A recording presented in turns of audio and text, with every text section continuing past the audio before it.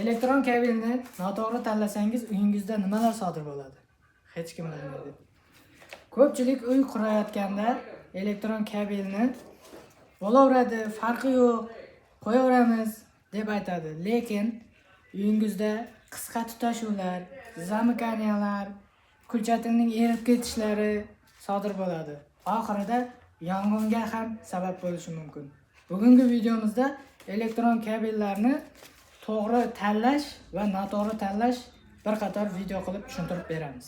Birinchi farq: qalinligi 1.5 milli, 2.5 milli, 4 milli kabellar bor. Har biri turli yuklamalar uchun.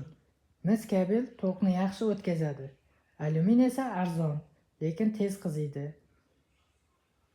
Eng katta xato rozetkaga yupqa kabel tortish. Ariston, nasos kuchli tok tortadi. Agar kabelingiz yupqa bo'lsa, u qiziydi. Oddiy qilib aytganda, yoritish uchun 1.5 milli, rozetkalar uchun esa 2.5 milli. Og'ir texnikalar, Ariston nasoslar uchun 4 milligacha kabellar tavsiya etiladi.